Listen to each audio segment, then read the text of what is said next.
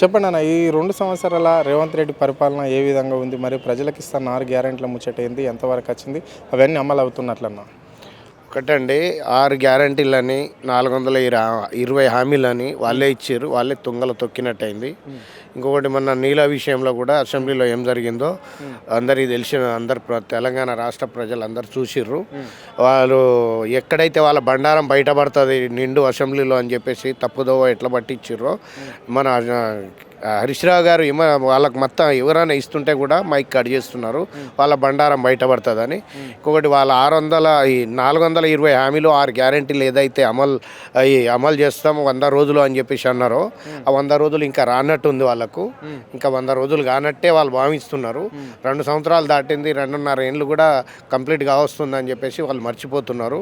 రాబోయే రోజుల్లోనే కాదు, ఇప్పుడు త్వరలో జెడ్పీటీసీ ఎంపీటీసీ ఎలక్షన్తో పాటు స్థానిక ఎలక్షన్తో పాటు మళ్ళా ఇది మున్సిపల్ ఎలక్షన్ కానీ, కార్పొరేటర్ ఎలక్షన్ కానీ, నెక్స్ట్ జనరల్ ఎలక్షన్ కానీ, ఇప్పుడు బై ఎలక్షన్ 10కి 10 పెట్టమనండి. ఎట్లా వస్తుందో తెలంగాణ ప్రజల తడాకేందో వాని పనితనం ఏందో తెలంగాణ ప్రజలు బీఆర్ఎస్ పార్టీకి ఎట్లా నమ్ముకున్నారు ఏందనేది తెలుస్తుంది. ఇంకొకటి వాళ్ళు 420 హామీలు ఇచ్చి ఒక్క హామీ అయినా నెరవేర్చారండి ఇప్పటి వరకు? ఏ ఒక్క హామీ నెరవేర్చి ఉంటే దాని మీద చర్చ పెట్టాలి అసెంబ్లీలో. నిండు సభలో నువ్వు ఇన్ని హామీలు అమలు చేసినా, నేను 420లో 20 ఆగినాయి, 400 హామీలు అమలు చేసినా అని చూపించకపోయినావు. నువ్వు నీకు ఏది చేత కాదు, ఓన్లీ తిట్టడం. పొద్దున్న లేస్తే కేసీఆర్ గారిని తిట్టాలి, కేటీఆర్ గారిని తిట్టాలి, హరీష్ రావు గారిని తిట్టాలి. మాకు డబుల్ బెడ్రూమ్ ఇల్లు వచ్చినాయి. డబుల్ బెడ్రూమ్ ఇళ్ళలా మాకు మౌలిక వసతులు కల్పియండిరా బాబు అంటే ఇంత మట్టి కల్పించే చేత కావట్లేదు మీకు. అక్కడ లిఫ్ట్ సర్వీస్ లేదు, వాళ్ళకు అమౌంట్ ఇచ్చేది ఉంది. జిహెచ్ఎంసీ వాళ్ళు 10 కోట్ల రూపాయలు పెండింగ్ బిల్స్ ఉన్నాయి. వాళ్ళకి ఇస్తే మా పేదోళ్ళ దగ్గర అందరి దగ్గర సంవత్సరానికి 2 లక్షల రూపాయలు వాళ్ళు అడుగుతాం, 1,80,000 రూపాయలు మాకు కట్టండి, మీరు అగ్రిమెంట్ చేసుకోండి అని చెప్పేసి వాళ్ళు అంటున్నారు. అటు మీరు ఇయ్యక మేము ఇయ్యక లిఫ్ట్ సర్వీస్ ఎట్లయితుంది? జిహెచ్ఎంసీ వాళ్ళకి పెండింగ్ బిల్స్ ఇస్తే వాళ్ళు మళ్ళీ సర్వీస్ చేస్తారు కదా. అంత పేద ప్రజల కోసమే కదా కేసీఆర్ గారు కట్టించింది. గవర్నమెంట్ గవర్నమెంట్ ఇంతకుముందు అదే గవర్నమెంట్ వచ్చి ఉంటే మాకు ఈ బాధలు ఉండకపోవు. ఇంకా 600 హామీలు ఆడ నెరవేరుస్తారండి మీరు? ఇంకో 20,000 మంది విద్యార్థులు ఉన్నారు ఆడ. 20,000 ఇండ్లు ఫేజ్ 1, ఫేజ్ 2, ఫేజ్ 3 సంబంధించిన స్కూల్ ప్లేస్ తీసిర్రు. దానికి అక్కడ ఉండకపోతే నువ్వు ఇల్లు ఖాళీ ఆడ ఉండకపోతే హైడ్రాలో కులగొట్టినో అని తీసుకొచ్చి నేను ఆడ పెడతా అంటే భయాందోళనతో ఉరికి వస్తున్నారు ప్రజలు. యాక్సిడెంట్ రూపంలో కానీ అన్ని రూపంలో వాళ్ళు చనిపోతున్నారు. ఇప్పటివరకు ఈ యాక్సిడెంట్ రూపంలో గవర్నమెంట్ చంపుకున్నది 25 మందిని. ఆ 25 ప్రాణాలను మళ్ళీ రేవంత్ రెడ్డి తిరిగి తెచ్చివ్వగలరా? ఇదే కాంగ్రెస్ గవర్నమెంటు. ఇంతకుముందు తెలంగాణ ఉద్యమాన్ని కూడా అంచివేసింది కాంగ్రెసే కదా.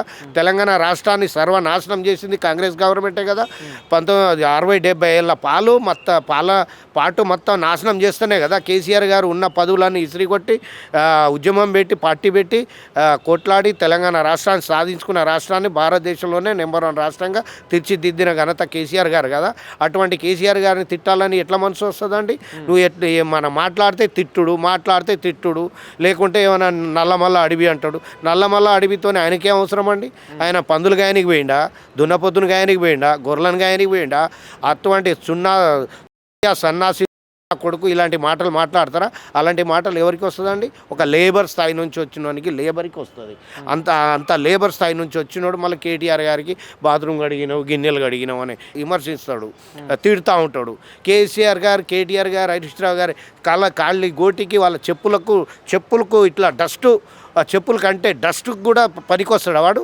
అంత పరమ దరిద్రం ఉన్నాడు ఈ రాష్ట్రానికి. సనియే కాంగ్రెస్ పార్టీ ఇప్పుడు ఉన్న ముఖ్యమంత్రి రేవంత్ రెడ్డి గారు, కాంగ్రెస్ పార్టీలో ఉన్న సన్నాసులందరూతో పాటు అక్కడ ఇంకొకడు వాడు ఉన్నాడు, రాహుల్ గాంధీ. వాడు అమెరికాలో పోయి నాకు ఇండియాలో ఉండడం ఇష్టం లేదంటాడు. ఇక్కడేం భారత్ జోడో యాత్ర చేయమంటాడు. అక్కడే ఆయనకేం చౌకీదార్ అంటాడు. వీడేమో చోటాభాయ్ బడాభాయ్ అంటాడు. మళ్ళీ అదే మోచేయి నీళ్ళు తాగుతుండు రేవంత్ రెడ్డి. ఎవరిది? చంద్రబాబు నాయుడుది. మళ్ళీ చంద్రబాబు నాయుడు మొన్న వాళ్ళే కదా టీడీపీలో కదా నేను అడ్డం పండుకున్నా, నేను రాహుల్ గాంధీ అడ్డం పండుకుంటే పైనుంచి తొక్కుకుంటా పోయి మేము అణిగినాం, నీళ్ళని కట్టినాం, మా మీదనే మేమే ఆపినాం అని చెప్పేసి నిల్లుగా చెప్పిండు కదా. ఆ కట్టని మళ్ళీ ఆయనే దించిండు కదా. ఎవరు దించిండు? చంద్రబాబు నాయుడు టీడీపీ గవర్నమెంటే కదా. నువ్వు ఏడ ఆపినవరా భయ్, ఏడ కట్ట దింపినావు? నువ్వు చెప్తే మేము ఆడినావు, మాకు కావాలని మాకు కదా వాళ్ళు తీసుకోపోతున్నది. 90 టీఎంసీలను పక్కకు పెట్టి 40 టీఎంసీలకు మూసుకొని వచ్చిన సన్నాసిను నువ్వు ఒకటి. ఇంకా నీళ్ళ మీద ఆయనకి ఎటువంటి అనుభవం లేదు ఉత్తమ్ కుమార్ రెడ్డి. ఇంకా ఆయనకు మంత్రి పదవులు అంట. స్టార్టింగ్ నుంచి యుద్ధ విమానాలు నడిపినా అంటాడు. యుద్ధ విమానాలు ఎప్పుడు నడిపిండు, ఎవడు చూసిండు? అప్పుడు కూడా కాంగ్రెస్ సన్నాసి గవర్నమెంటే వాళ్ళే ఇచ్చి ఉంటారు. ఆయన అయితే ఉత్తమ్ కుమార్ రెడ్డి కాదు, వాళ్ళు కోళ్ల పారం జాడుగొట్టని కూడా పనికిరాడు అన్న. కోళ్ల పారం జాడుగొట్టని కూడా పనికిరాడు ఉత్తమ్ కుమార్ రెడ్డి. వట్టి ఉత్తు కుమార్ రెడ్డి ఆయన. ఇంకా పేరు కూడా మార్చుకోవచ్చు ఆయన. ఇంకొకటి, మొన్న పొంగులేటి శ్రీనివాసరెడ్డి గారు అంతా షోటప్ చేసిర్రు అని చెప్పేసి మాట్లాడుతున్నారు. పొంగులేటి శ్రీనివాసరెడ్డి గారికి కానీ, ఉత్తమ్ కుమార్ రెడ్డి కానీ, దామోదర్ రాజా నరసింహ గారికి కానీ నేను ఒకటే చెప్తున్నా, మీరు మొన్న జూబ్లీహిల్స్ ఎలక్షన్ అప్పుడు వచ్చిర్రు, 4 అంబులెన్స్ పెట్టిర్రు. బిడ్డలారా మీకు ఖబర్దార్ చెప్తున్నా నేను, 4 అంబులెన్స్ పెట్టిర్రు, ఒక్క అంబులెన్స్ ఉందారా? ఎవర్రా షోటప్ చేసింది? మీరు మంత్రులే కదా. ఒక్క 5వ తారీఖు వరకేందు నెల మొత్తం తీసుకోండి రేషన్ అని చెప్పేసి పొంగులేటి శ్రీనివాసరెడ్డి అక్కడ కొల్లూరు డబల్ బెడ్రూమ్ మధ్యలో వచ్చి మాట్లాడింది కదా జూబ్లీహిల్స్ ఎలక్షన్ ముందు. అదిరా మీది, మీరు చేసేది షోటప్పు. అక్కడ ఈడ ఎలక్షన్ అయిపోతుంది, సెటిల్ అని బంద్ అయిపోతుందా భయ్? ఇదేనా షోటప్ అంటే? మీరు షోటప్ చేసుకొని వచ్చి ఇంకొకళ్ళని షోటప్ అంటారు. మరి అసెంబ్లీలో వాళ్ళకి టైం ఇవ్వాలి కదా. 2 గంటలు అన్న కాడ 3 గంటలు 4 గంటలు బండారం ఏందో బయటపడుతుంది. మీ బండారం ఆడ బయటపడుతుందని మా ఇక్కడ చేస్తున్నారు. ఇంకొకటి, స్పీకర్ గారు ఉన్నారు. స్పీకర్ గారు అన్ని వర్గాలను కలుపుకొని పోయే వ్యక్తి. అటువంటి వ్యక్తి ఒక సీఎం గారికి, ఆయన ఒక సీఎం సీటుకే, దానికి ఆ సన్నాసికే సపోర్ట్ చేసి అటే మాట్లాడడం కరెక్ట్ కాదు. ఆయన పద్ధతి మార్చుకోవాలి స్పీకర్ గారు. అన్ని వర్గాలు ఇప్పుడు అన్ని పార్టీ సభ్యులు ఉంటారు. కాంగ్రెస్ ఉంటారు, బీజేపీ ఉంటారు, బీఆర్ఎస్ ఉంటారు, ఇంకా ఇండిపెండెంట్స్ ఉంటారు. అందరినీ కలుపుకొని పోయే వామపక్షాలు ఉంటారు, ఎంఐఎం ఉన్నారు, అందరు ఉన్నారు. కాబట్టి అందరినీ కలుపుకొని పోయే బాధ్యత సభ అధ్యక్షులు, సభను ఎవరైతే నడుపుతారో స్పీకర్ గారు, వారి సమక్షంలో నడుస్తుంది. కొల్లూరు డబుల్ బెడ్రూమ్లలో ప్రధాన సమస్యలు ఏంటి?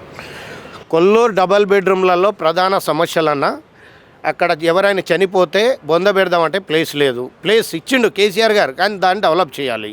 ఇంకొకటి, స్కూల్ బిల్డింగ్ కోసం ఒక కంపెనీ అతను డొనేషన్ కోసం 8 కోట్ల రూపాయలు 6 నెలల నుంచి వెయిట్ చేస్తే మొన్న జూబ్లీహిల్స్ ఎలక్షన్ ముందు వచ్చి భూమి పూజ చేసిపోయారు. ఇంత మట్టికి ఆ పనులు జరగట్లేదు. నెక్స్ట్ జూన్ కల్లా అయినా ఇస్తారా అంటే లేదు. ఈ సంవత్సరం 20,000 మంది విద్యార్థులది ఉసురు పోసుకున్నాడు రేవంత్ రెడ్డి అని చెప్పేసి నేను తెలియజేయక తప్పదు. అక్కడ వచ్చి కావాలంటే మీ మీడియా వాళ్ళే అందరు వచ్చి మీరు కలుపుకోవచ్చు. అక్కడ మా కమిటీ హాల్, కేసీఆర్ గారు కట్టించిన కమిటీ హాలు స్కూల్ కోసం ఇచ్చినాం. స్కూల్ కోసం ఇస్తే దాంట్లో కనీసం టీచర్, ఉపాధ్యాయులు లేరు. సంవత్సరానికి 2 లక్షల ఉద్యోగాలు ఇస్తానడు ఈ సన్నాసి నా కొడుకు రేవంత్ రెడ్డి కొడుకు. ఒక్క ఉద్యోగమైన తీసిండా? నోటిఫికేషన్ ఇచ్చిండా? ఇగో ఈరోజు అక్కడ రాస్తారోకోలు జరుగుతుంది దిల్సుఖ్ నగర్లో, వాళ్ళని అరెస్ట్ చేపిస్తుండు. ఇంకెందుకు ఈయన బతికేందుకు? చచ్చిపోరా అదరాబాయ్. ఇంకోటి అయితే చచ్చిపోతాడు రాబాయ్. రేవంత్ రెడ్డి చచ్చిపోతే ఫస్ట్ పోయి మన్ను పోసేది మేమే. నీ లెక్క మేము లుచ్చ మాటలు ఆడొక్క మాట ఈడొక్క మాట మాట్లాడి 420 హామీలు ఇచ్చి మేము మాట తప్పేటోళ్ళం కాదు. 10 చెప్తాం, 100 చేస్తాం. 1 చెప్తే 10 చేస్తాం. చేసే సత్తా మా దగ్గర ఉంది, మీ దగ్గర లేదు.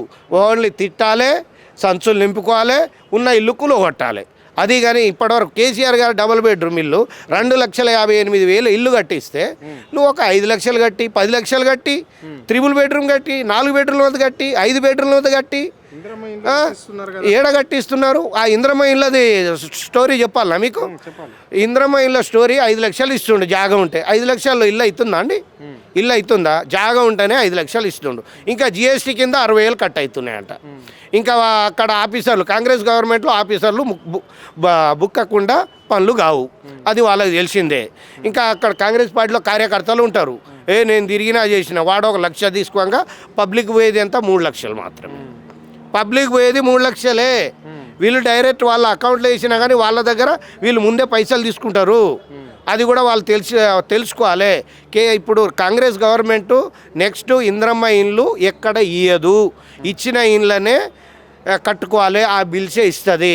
రేపు ఎంపీటీసీ జెడ్పీటీసీ ఎలక్షన్లో మొత్తం బీఆర్ఎస్ పార్టీకి ఓటేయాలి, గెలిపియాలి, కాంగ్రెస్ పార్టీకి గట్టి గుణపాఠం ఇవ్వాలి, వారిని రేవంత్ రెడ్డి కానీ బొంద పెట్టాలి, కాంగ్రెస్ పార్టీని బొంద పెట్టాలి, రాహుల్ గాంధీని బొంద పెట్టాలని తెలియజేస్తున్నారు.